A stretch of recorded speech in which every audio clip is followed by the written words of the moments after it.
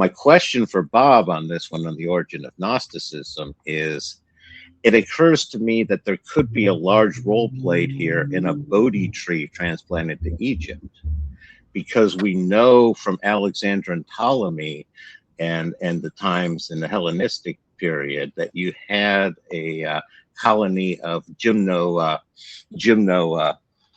sophists in Alexandria.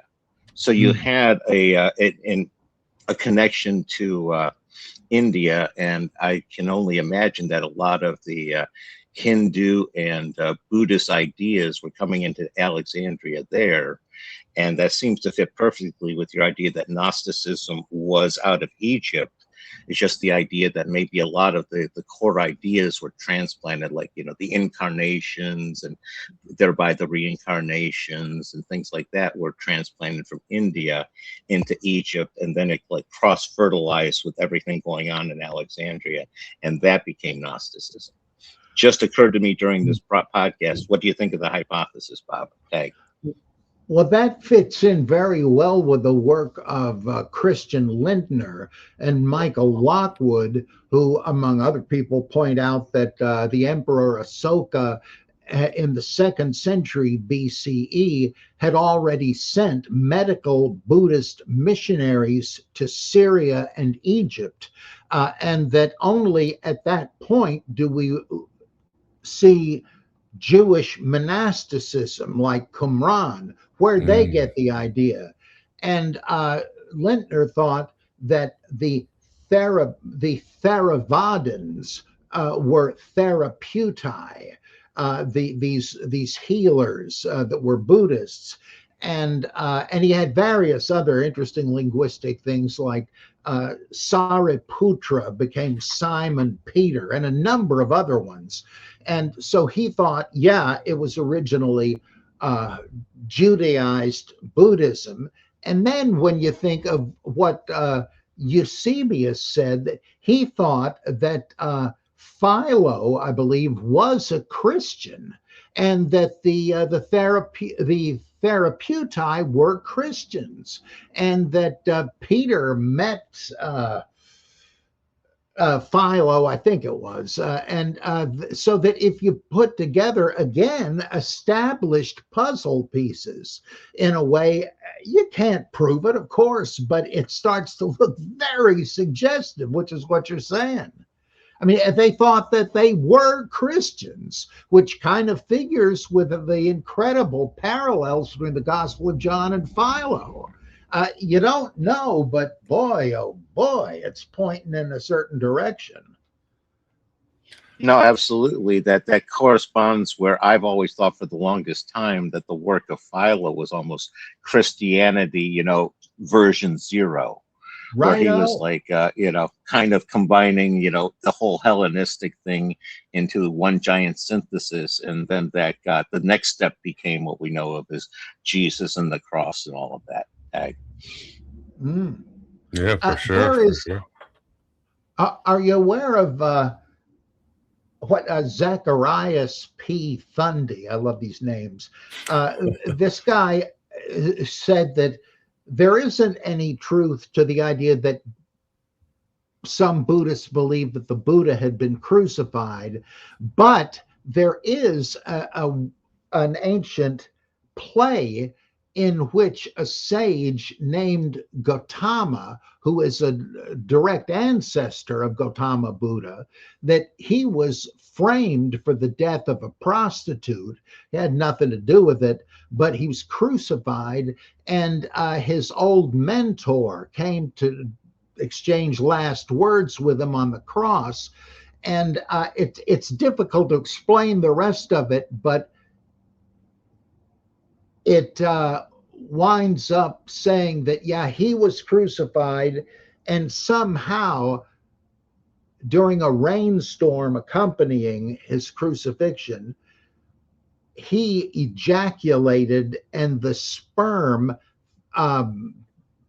somehow gave birth to his 2 sons, and that the Sanskrit transliterated into Greek comes out as something that sounds startlingly like Alexandros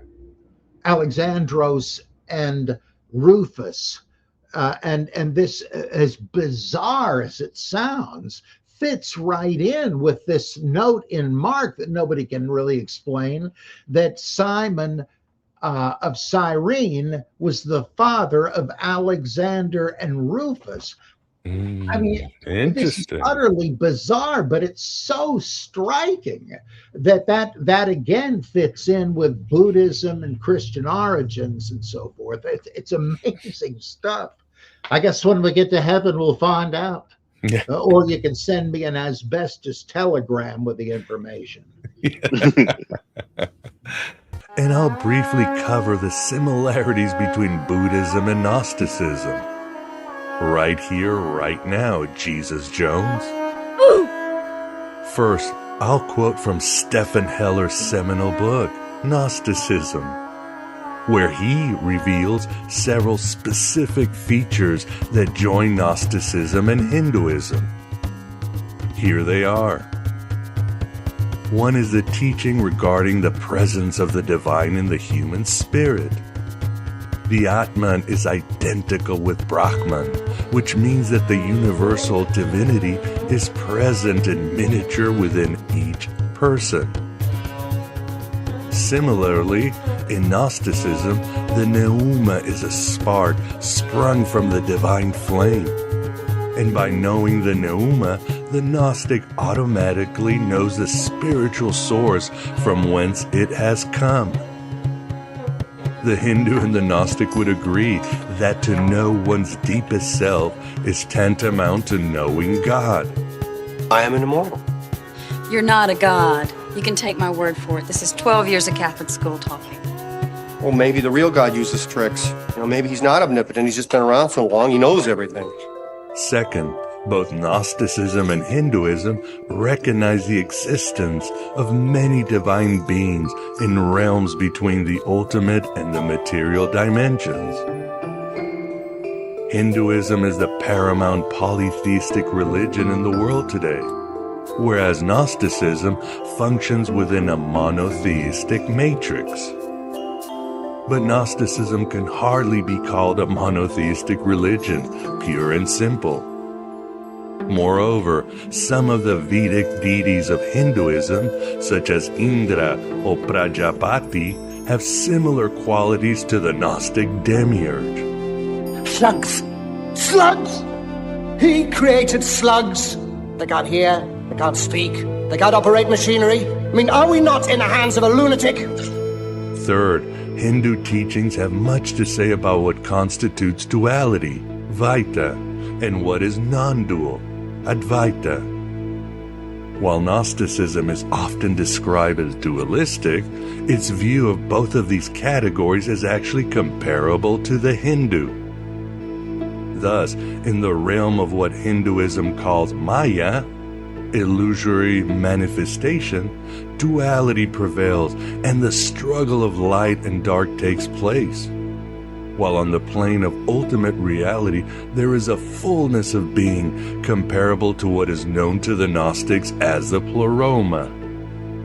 It's not a place like heaven. It's not something that's not here. It is here in the middle of the turmoil, what's called samsara, the whirlpool of life conditions. That nirvana is what? It is the condition that comes when you are not compelled by desire or by fear or by social commitments. In the Pali Canon, Buddhism includes the concept of reborn gods. According to this theory, periodically the physical world system ends and beings of that world system are reborn as gods in lower heavens. This too ends, according to Buddhist cosmology, and God Mahabrahma is then born, who is alone. He longs for the presence of others, and the other gods are reborn as his ministers and companions. Mahabrahma then forgets his past lives and falsely believes himself to be the creator, maker, all-seeing, the Lord, This is his development build. Sealed off so he can control it. He keeps it offline so the custom code he's written can't be detected and deleted. Yes, it's a bubble universe ruled by an asshole god. And, as many of you already know, the Buddhist god Mara is a dead ringer for the fierce demiurge of the Sethian Gnostics.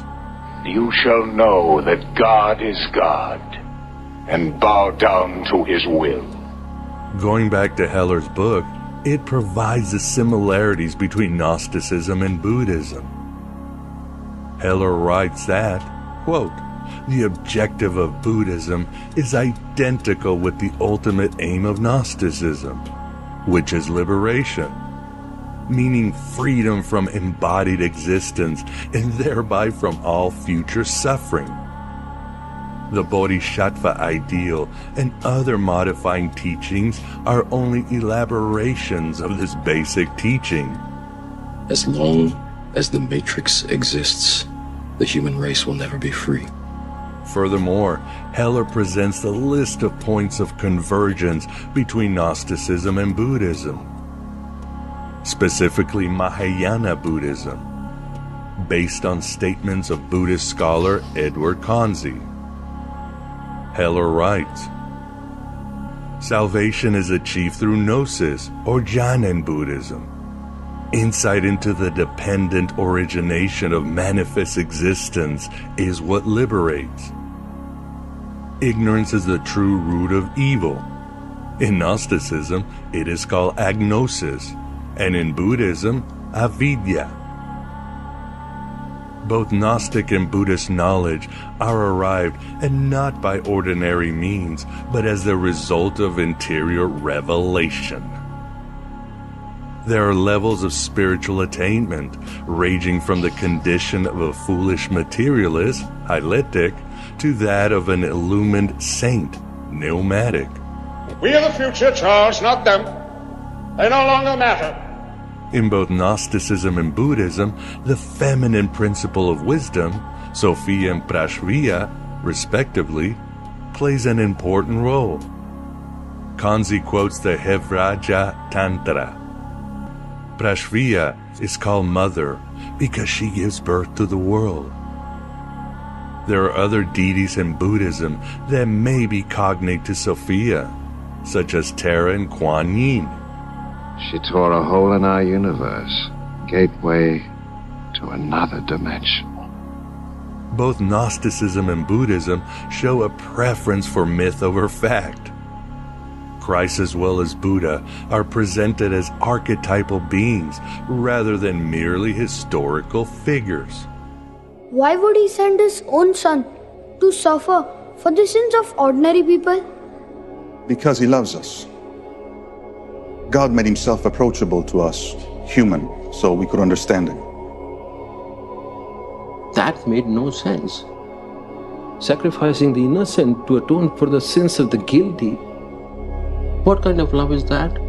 A tendency to antinomianism, which is disregard for rules and commandments, is inherent in both systems. While at the lower rungs of the spiritual ladder, rules of behavior are considered important and even crucial, in exalted spiritual states, the importance of such rules becomes relative. Both systems are disdainful of easy popularity and aim their teachings to a spiritual elite. Hidden meanings and mysterious teachings are prevalent in both systems. Both Gnosticism and Buddhism are metaphysically monistic, which means they are to aspire to transcend the multiplicity of manifest things and achieve a condition of ultimate oneness. And beneath that darkness, there was another kind. It was deeper, warm, like a substance. I could feel. It was like I was a part of everything that I ever loved. And all I had to do was let go. And I did. And I disappeared. That's all I got as I lose my third eye to wisdom my beloved truth seekers.